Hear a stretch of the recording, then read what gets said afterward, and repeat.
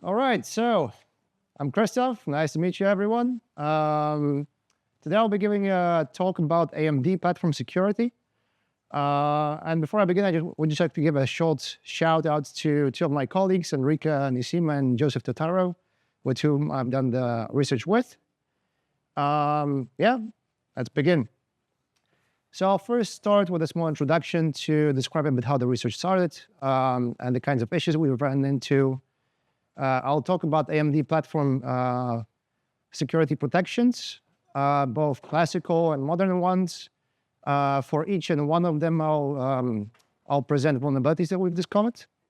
And as a cherry on top, I'll show you how we managed to combine them to actually obtain persistence and ring -2 on AMD-based systems. And I'll wrap up the presentation with a few conclusions.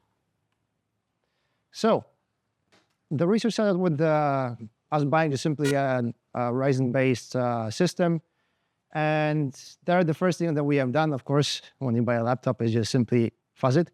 And we've been fuzzing SMM modules, and the system immediately hung. And we wondered, okay, this is already a good sign. System hangs, so probably there is a bug somewhere, right? So what we've tried to do was, okay, we wanted to dump the spy flash where the firmware lives and reverse engineer the SMM modules to see where the issue actually was. And we couldn't do that with normal tooling that is publicly available. And this actually led us a little bit down a slippery slope where we started asking basic questions about AMD platform security that for Intel-based systems at least already well known. Like, for instance, what registers do we use to protect SMRAM? Or how do we protect the spy flash? Or what about hardware secure boot? And to make matters worse, what happened is that the documentation that's available, it's very messy and very scarce.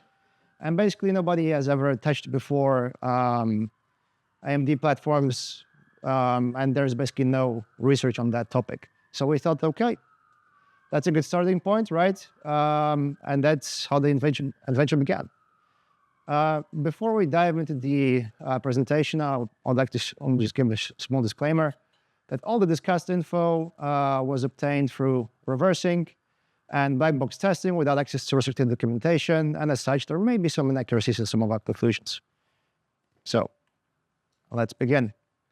Since today's presentation is going to be a bit of a roller coaster into different AMD platform security technologies, and some of you might not be very familiar with those.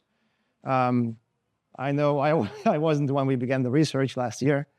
I'd like to lay out a roadmap so that we don't get lost. We will assume that we've already compromised the operating system, so we are on ring 0. And what we want to achieve is persistence on the system, so we want to have a nice firmware implant in the ring -2. That's the end goal. And based on this very simplified view, there's two things that we need to accomplish. One is we need a way to write to the spy flash where the firmware lives. And secondly, we need a way to bypass hardware secure boot, which verifies the firmware at boot time. Okay? So let's begin with SMM. So for those that aren't familiar with SMM, it's basically, it stands for System Management Mode. It's highly privileged code that runs at the same time as your operating system in ring -2. It's invisible to the operating system, and it basically has full control of the system as well. It is triggered via system management interrupts. And another thing that is important to keep in mind is that it lives in a special portion of memory that needs to be protected from any kind of access from the operating system because it's on a different privilege level, right? So we want to isolate the two systems. Typically on Intel-based systems, you would just simply trigger these SMIs by writing to IO port B2. But on AMD, this is actually configurable. So this will typically be B0 or B2, but you have to first read one register where this is configured, and then afterwards write to that configured register. There are two ways how this special piece of memory called SMRAM can be protected, either via ASEG or TSEG. ASEG is a legacy method, so it's not really used anymore, and TSEG, is the way to go. And for TSEC, there are 4 registers which are really important to us. And there's the TSEC base register and the TSEC mask register. These basically define the base address and the size of the region that we want to protect. And then we also have the SMM base address, which is an address within that region that we want to protect. And there's also 1 bit, the SMM lock within the hardware configuration register, which is just simply used to lock down all these configurations. And once all of that is configured, then basically the OS cannot touch that region, cannot reconfigure anything, and that's it. So we implemented all these basic checks just to make sure that the systems that we were evaluating didn't have anything misconfigured. And we actually found one example, the Acer Swift 3, which is going to be a bit of a recurring theme throughout the presentation, where the lock wasn't properly set. What does this mean for us? That basically on these systems, from an OS level attacker, what we can do is we can just simply disable the TSEC protection mechanism altogether and escalate privileges from ring 0 to ring -2, because we have full access to the memory where SMM lives. So easy peasy, right? When we were researching this lock, we actually found in one of the documents something a little bit concerning. We thought at first that this lock would only be cleared by a normal processor reset, but there's also a way how you can program the so-called SMM key, MSR, to clear that lock. And we thought, okay, this sounds a little bit weird. And basically, how this works is that at boot time, before you set the lock, you can configure a key, like a password, that you can provide at runtime to actually disable the lock again. And we thought, well, wait a second. I mean, typically, when you configure the platform, right, at boot time, these things aren't supposed to change at runtime whatsoever. And what could possibly be the use case for this? And we thought long and hard and actually just thought, well, this is potentially an architectural backdoor. And for an attacker that has, for example, like a firmware input on the system, that's a nice way actually to have this special magical key that we can just provide at runtime to disable protections and escalate privileges, right?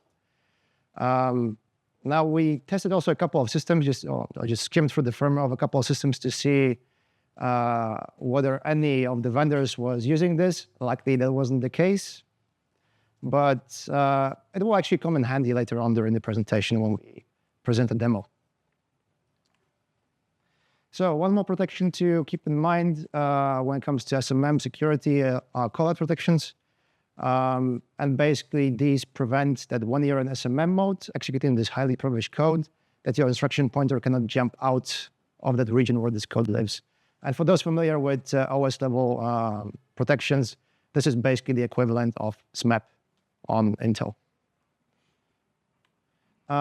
So on Intel, there is a register that can be configured to enable this feature, but on AMD, actually there is no equivalent. So basically any kinds of issues like, hey, if you manage somehow to corrupt a saved instruction pointer on the stack or some kind of function pointer and it jumps out to outside of this SMRAM region, well, that's easily exploitable, right? Only on the very newest systems, some of the vendors start using paging, and that would actually mitigate these kinds of issues. But on the vast majority of the systems we tested, this still wasn't in place. So going back to our roadmap, at this point, we have potentially compromised SMM via the misconfiguration issue, or maybe by exploiting some kind of vulnerability in SMM itself. And we wanted to attack the spy flash. So let's take a look at the spy flash configuration. On an architectural level, the spy flash is where the firmware lives, right? And at the runtime, you shouldn't really have any access to the spy flash, at least no write access, read maybe, right? To read out some configurations perhaps, but you shouldn't really have any kind of write access, except for maybe to certain portions of it. And this should only happen in a very predefined way via SMM, actually. So SMM, there is a module that lives in SMM that acts as a gatekeeper and filters basically which portions of the spy flash you can write to. And specifically, those would be UEFI variables. So you have your variables store all kinds of things, but those that probably ring the bell the most are, for example, the secure boot configuration. So there are two ways how you can access the SPI flash on AMD, via memory.io directly or via indexed mode, which happens over the SPI controller. And there are two protections for each one of these access modes. The first one is ROM protected ranges. Here we define up to 4 ranges of 16 megs each. There is a bit that can be set to enable or disable these 4 regions. And this bit can also be reprogrammed from SMM. There were some quirks actually that we encountered when we were testing this feature. For example, we weren't able to perform writes even when this feature was disabled. So when you just tried to write from the operating system or from SMM to the SPI flash via this memory.io, it didn't work. Not sure why. And also, despite the enable bit being disabled, the protections still seem to be enforced. So there are some quirky bugs when it comes to AMD. Once again, we implemented all this into our tool just to see how this looks like. And essentially, you will see, I'm not sure if you guys can read from all the way up there. Basically, you have a range of the SPI flash, start, and address, and whether it's read or write protected. Simple enough, right? The second method, which is more interesting, is index mode, which is basically via the SPI controller. So we configure certain registers.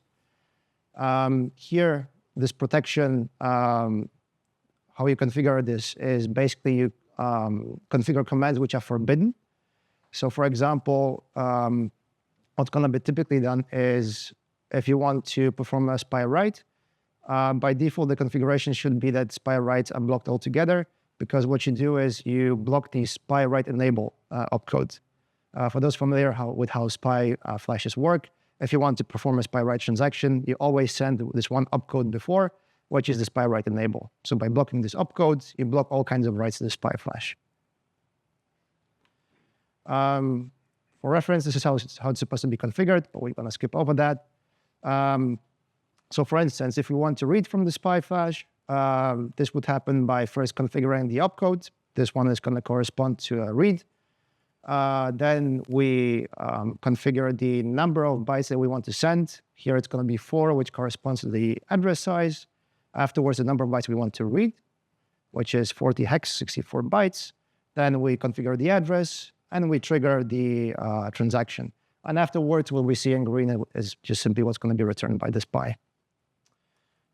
So once again, we took all this this logic that we extracted, we plugged it into our programmed this into our tool to see how the different systems were configured, and we found on a ThinkPad P16S that actually the restricted commands were not configured at all. They were, as you can see over here, all zeros. Well, that's good for us, right? It means that basically from the operating system, we can directly write to the SPI flash. That's good news. We also tried to understand exactly where the issue actually lies, and we found that it was in the AMD reference code. Why is this important? This is because firmware is developed top-down. So on the top level, you have reference implementations, which are provided by Intel, AMD. This gets passed down to IBDs, then ODMs, and finally OEMs. So the higher you up are in the chain with your vulnerability, the more likely it is it's going to affect more systems down the line. So just to confirm that our issue wasn't actually a false positive, using the logic I presented before, we now performed the write. We just tried to write a 41 somewhere in the SPI flash, and this time around, it actually worked.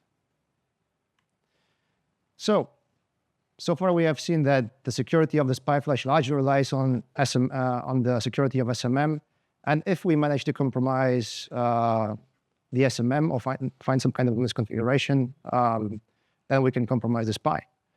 And when we were actually digging into the modules to see how they interact with the SPI flash to understand the logic behind it, we found a few vulnerabilities in those.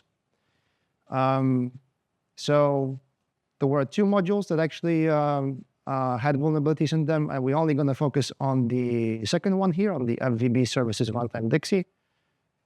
Might slightly confusing name with a Dixie, but it's actually an SMM module. So just ignore that part. But before we got there, we first reviewed the firmware block service SMM module. It's developed by an IBV called Insight, and it's used by various vendors. So for instance, it's going to be Dell, it's going to be Huawei, and a couple of other vendors as well. I think Acer also uses Insight-based BIOSes. And it exposes 3 simple operations via an SMI handler: a SPI read, write, and erase. This already in itself is an issue because with that, for instance, we can try to change certain UEFI variables. So for instance, from the operating system with this, hey, we can already change the secure boot state and just completely disable it. And then afterwards have and compromise, for example, the bootloader like that. So we took a look at how each of these SPI operations is implemented, and we found that the reads are done via memory.io, which makes sense, it's way faster, and then the writes are done via index mode. And the SPI read was particularly interesting because the SMI handler wasn't verifying basically any of the arguments that we passed to it, which means here in the SPI read, we have a nice destination address, source address, and a size that are almost fully controlled by us. And behind the scenes, this SPI read is just a mem copy. What can go wrong with a fully controlled mem copy? Well, you probably already know that, right? And just when we thought we had gold, we're like, crap. The interface is shut down during the early boot stage.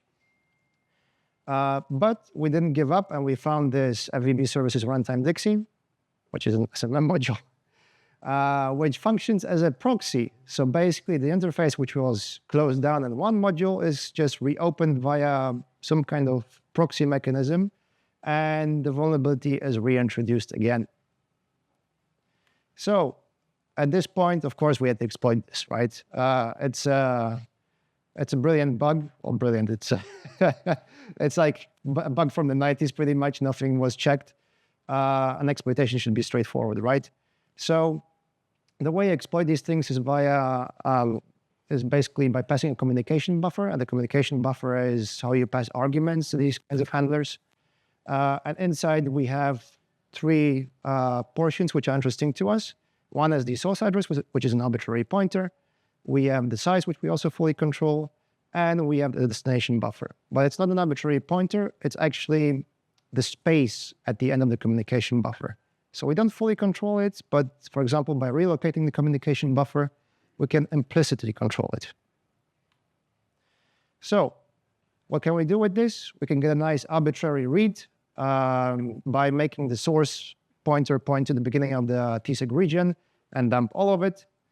And we can also have a nice write primitive by aligning the communication buffer to the very beginning of the CHIPSEC region and pointing the source pointer to a payload that we want to write. You might wonder, okay, what the hell are we going to write? Well, we just hit the dump, right?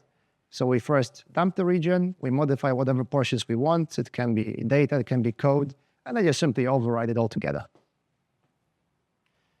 For those that are a little bit more curious and want to see how the exploit works, you can go on our GitHub and just check it out. So at this point, we've managed to find issues in the SPI controller configuration so that we can write directly from the operating system to the SPI flash on, for example, the ThinkPad.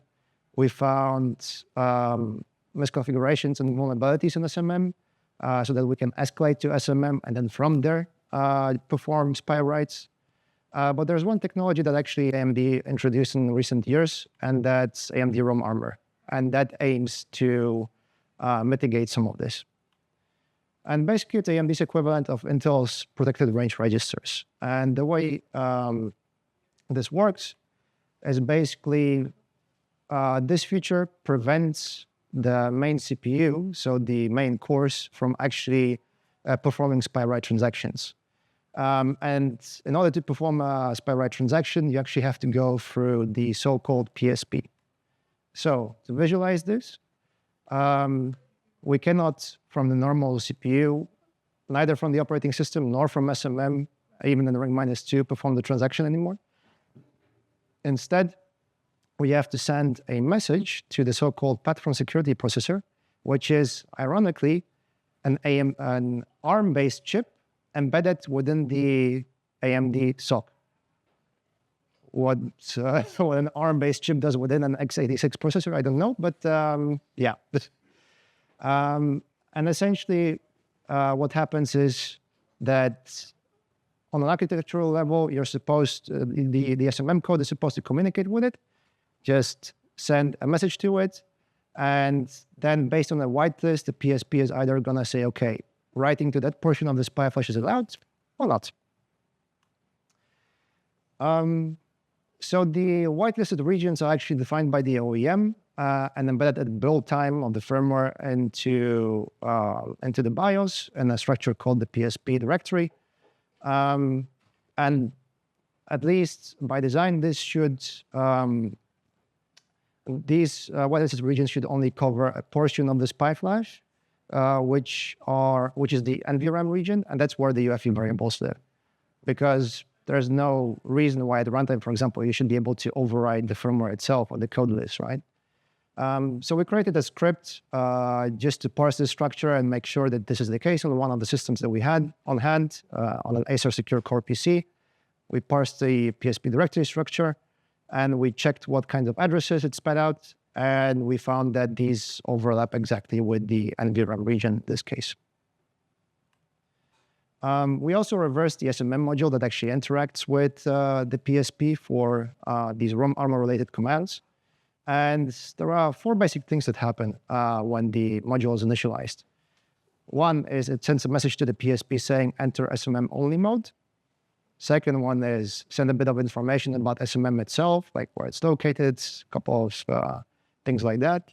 And it registers 2 interfaces. One for other SMM modules, so they can also interact with the SPI flash, and another interface for Dixie drivers, so that at boot time, there's a way for these Dixie drivers to also talk to the SPI flash. So after reversing this module, we understood more or less how the communication happens, that it happens via mailbox mechanism, where you write to the mailbox and you just ring a doorbell. And that after the doorbell is rung, okay, the PSP wakes up and just starts parsing the message. We also understood the structure that has to be sent. And then we thought, well, can't we just bypass SMM altogether and just do it from the operating system? Because the operating system can also just write to this piece of physical memory and ring the doorbell. So the trick lies in how this SMM only mode is enforced. So I mentioned before that this message is sent to the PSP. And what it does is basically when a transaction occurs, a special flag that lives in SMRAM has to be set. And then when the doorbell is run and the PSP starts parsing the message, it's going to check whether this flag, which lives in SMRAM, was set. And of course, from the operating system, we cannot set the flag, so we cannot just send this message like this directly, right? So now there was this one SMI handler that I mentioned in the beginning that basically exposes an interface for the Dixie drivers at boot time. It has a couple of functions like SPI read, write, erase, once again, the basics, right? And it also has one to deregister the handler itself. And we marked it as red because it has actually various issues.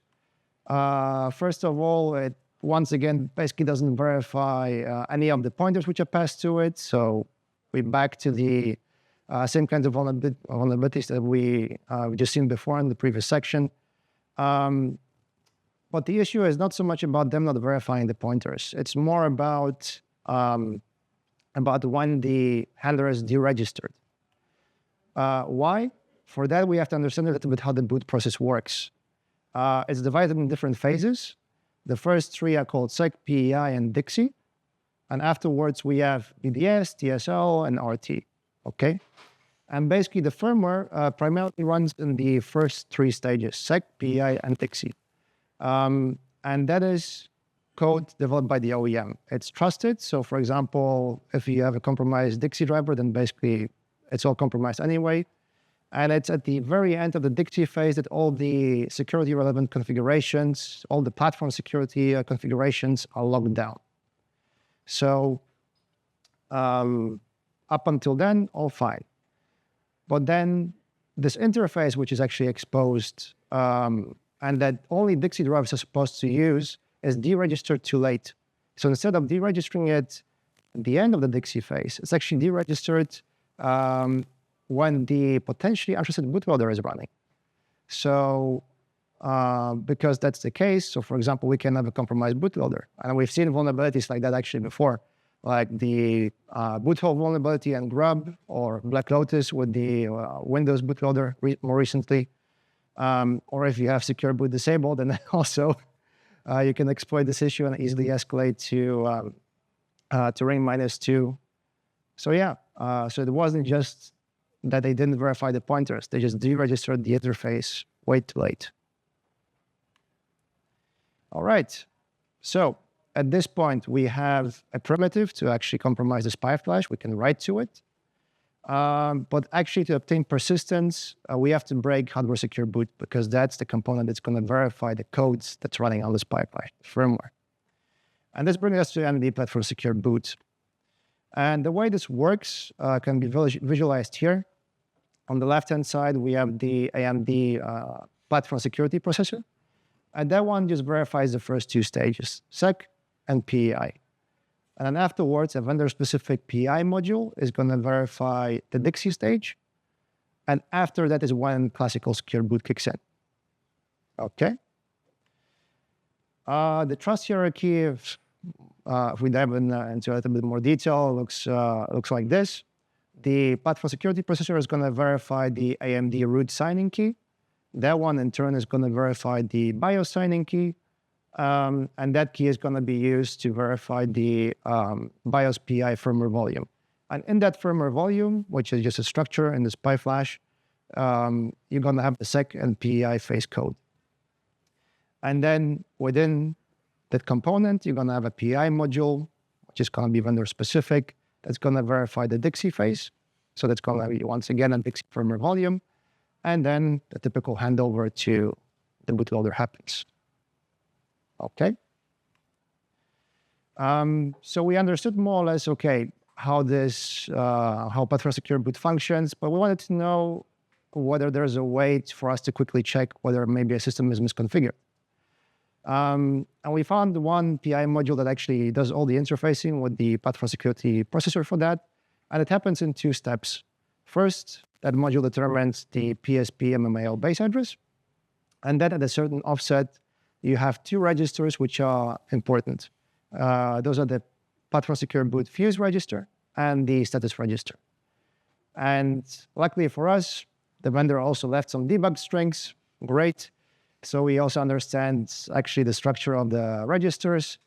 So we had all the work cut out for us. So while there are different fields inside this fuse register, I wanted to only focus on two of them, the PSB enable field and the customer keylog, because these two fields will tell us whether PSB is enabled and whether the fuse is actually burned. And for the PSB status register, we only understood a little bit how the status field works. We know that if the feature is properly enabled, then the status should return 0. Otherwise, it's going to return some kind of error value indicating what is actually wrong. So on a system which is properly configured, we will see that the customer keylog is set to 1, and the PSB enable field is also set to 1, and that the status just returns 00. So that's on the ThinkPad P16S. On a system that isn't configured properly, like the Acer, the fuses just aren't burnt at all, and PSB status field is going to return a non-zero value, here 01. So at this point, we had all these bugs, which would allow us to write in the SPI flash. And we have potentially a system that doesn't have PSB even enabled. So we thought, okay, let's see if we can actually write an exploit to abuse all of this. So let's see if this works. So we wrote 2 exploits. One exploit that actually overrides the firmware with a nice backdoor. And what the backdoor does is actually, it uses the SMM key that I mentioned before.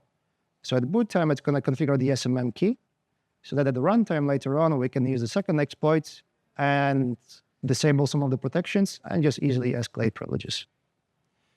So let's see if this works as expected. So yeah. So first I'm going to run the second exploits to show that the backdoor is still not in place. What it's going to do is it's going to first read from SMRAM, and if it's properly configured, it's just returning all Fs, so that's all good, which means we don't have access yet. We set the SMM key and try to disable the protections, and well, nothing happens, right? We still don't have access to SMM. So we run the the first exploit to patch the firmware, and this actually takes a little while, about 1.5 to 2 minutes. So I'm just going to skip over that. If we get to the very end, it's just going to say, done patching.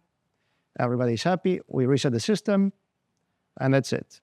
After the system is reset, we run the exploit again. So we try to access SMM to read from it.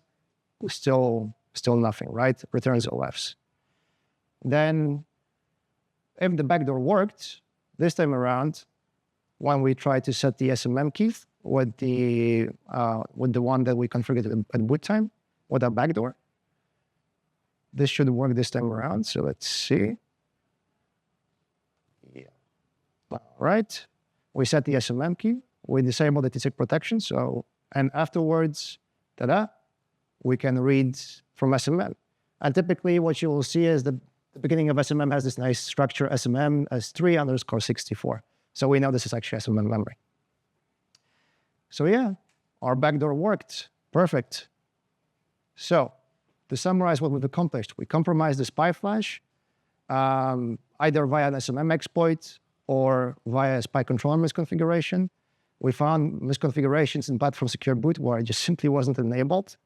And we combined the two to obtain persistence at ring -2. And I want you to think about the impact, because these implants are actually pretty dangerous. Because from the OS, there is no way to detect that you have them on the system. There's just no way. It bypasses all kinds of protections that the OS or hypervisor might provide. So things like on Windows HVCI and all of that, forget about it. It's just not going to help you at all. Firmware updates can be blocked by the firmware implant itself. And the only way to really detect that you have this thing on the system is to take apart your laptop, take a SPI programmer, read out the SPI flash, and inspect it. And that's it. And it gets even worse, because this backdoor that I've implemented, what it can also do is to permanently disable platform secure boot, which means while your system might not have been compromised, well, the first time that this backdoor hits you, it can, for example, permanently disable the feature, and you will never be able to return your system into a secure state anymore. So I can burn the fuses to permanently disable platform secure boots, and there's nothing you can do about it. You can just throw this thing out.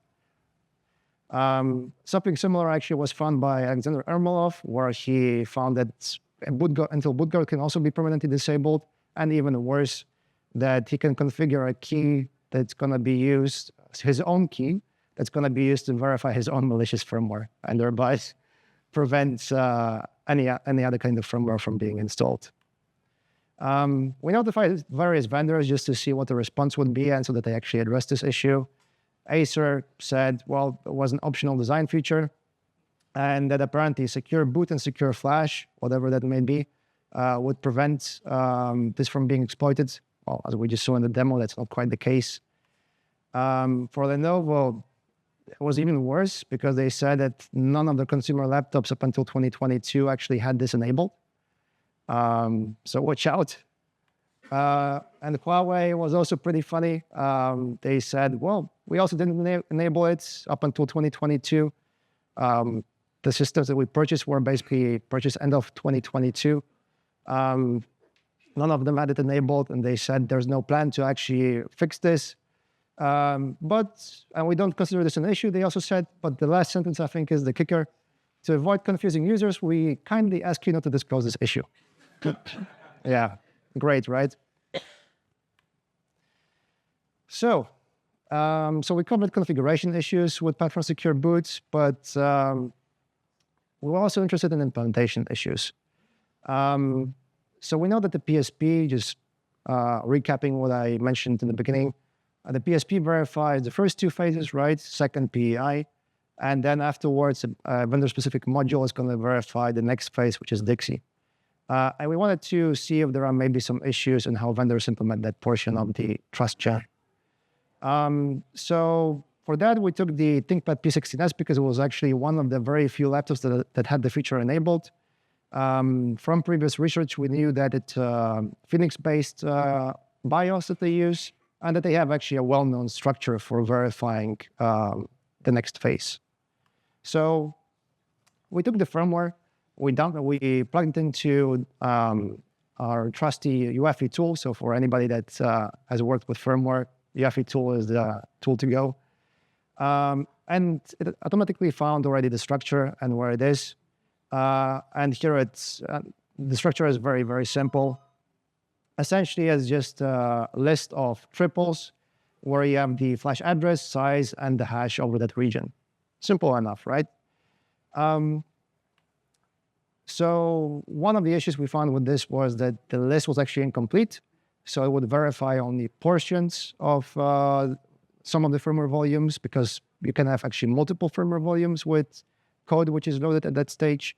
It only verified some of the firmware volumes, but not other ones. So here, for instance, we had a firmware volume with some Dixie drivers that weren't verified at all, which means we can just replace one of these Dixie drivers. They're going to be automatically executed at boot time, and we can just put a nice backdoor in there, for example. And this is exactly what we've done on the ThinkPad P16S. Using basically the same logic as for the previous exploit, we configured a backdoor that would set the SMM key, and then at runtime, we can just write it at register, disable the protections, and just escalate privileges like that. Some of you might have seen this before, those that dabble with these kinds of things, and I would say, well, we reported this just last year, and we were the first ones. We even had a CV for it. And, well, you would be actually right, because the same kind of issue was found by the Binarly team in 2021, but on Intel-based Lenovo's. So it seems they haven't learned the lesson, and they just went ahead on an AMD, made exactly the same mistake again. But there was one more twist to it, because actually, when we plugged this into the UEFI tool and we went back to see where the list was actually located, we saw that it's at the end of the firmware image. And then we thought, but wait a second, how is that portion verified? How is the list verified? Well, the BIOS PEI firmware volume, so the first two stages, the second PEI code, which is verified by the PSP, it's actually in the very beginning of the firmware image. And it's specifically here in the padding area, the very beginning of the UEFI firmware, which means that not only was the list incomplete, the list itself wasn't verified. So yeah, could be explained in two ways then. So just to show you what kind of systems we took a look at. So from all these, only two systems actually had platform secure boot enabled, the ThinkPad P16S and the Microsoft Surface 4. And the P16S, there was a trivial vulnerability in the chain of trust. All right, so to the conclusions. We have reported over 20 vulnerabilities while doing this research, ranging from AMD reference implementation level issues to IBV modules which were vulnerable, to OEM-specific code, lots of privilege escalation issues, ways to compromise the SPI flash, all of that. And what we found as a takeaway was that basically AMD does provide the right features to secure the platform, but it seems that vendors don't really care about that too much.